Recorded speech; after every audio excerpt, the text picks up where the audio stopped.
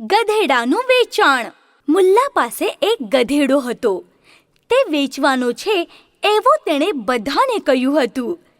એક દિવસ પાડોશી ગામનો એક માણસ મુલ્લા પાસે ગધેડો ખરીદી કરવા આવ્યો. મુલ્લાએ તેને એ 200 મુદ્રાઓમાં વેચ્યો. આ ગધેડો તો ઘોડા જેવો છે. ગમે તેટલું અંતર ચાલી શકે છે અને પીઠ પર બહુ વજન પણ ઉપાડી શકે છે. તે માણસે વિચાર કર્યો. કેટલો મૂર્ખ માણસ છે! આટલું સરસ જાનવર માત્ર 200 મુદ્રામાં વેચે છે. હું તો નસીબદાર છું. પણ થોડું અંતર ચાલીને તે ગધેડો નીચે જ બેસી ગયો. એ ઊંઠ! અરે ઊંઠ ને! અરે ઊંઠ તો કેમ નથી ગધેડા? ઊંઠ!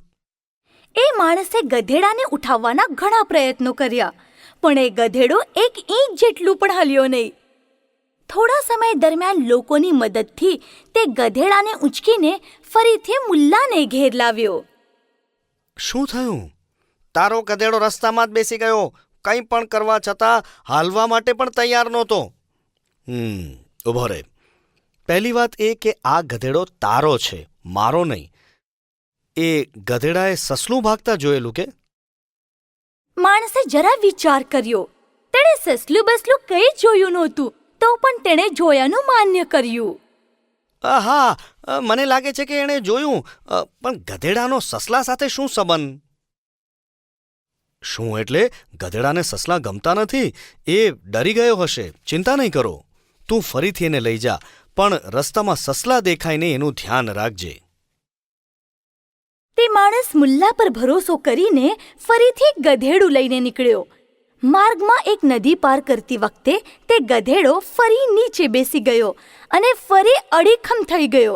ગધેડાને ઉઠાવવામાં એ માણસનો ફરી સમય વેડફાયો. છેવટે તે ફરી મુલ્લા પાસે આવ્યો. હવે ફરી શું થયું હશે આને? નદી પાર કરતી વખતે આ ગધેડો ફરીથી નીચે બેસી ગયો. અરે રે, કહેવાનું જ રહી ગયું. ગધેડાને માછલી પણ ગમતી નથી. એણે જરૂર પાણીમાં માછલી જોઈ હશે. હા, એ જ કારણ હશે. એ માણસને ગધેડું પાછું કરવું હતું, પણ તેણે વિચાર કર્યો. ફરી એકવાર પ્રયત્ન કરી જોઉં. આટલું સસ્તું ગધેડું ક્યાંય મળશે નહીં. એ ફરી ગધેડાને લઈને નીકળ્યો. આ વખતે એ ગધેડો જંગલમાં બેસી ગયો. બિચારા માણસે ઘણા બધા પ્રયત્નો કર્યા. છેવટે એકવાર એ ગધેડો ઉઠી ગયો. આ વખતે નક્કી ગધેડું પાછું કરવાનું નિશ્ચય કરીને તે મુલ્લા પાસે આવ્યો. આ ગધેડો પાછો લે અને મારા પૈસા પાછા આપ. પણ થયું છે શું?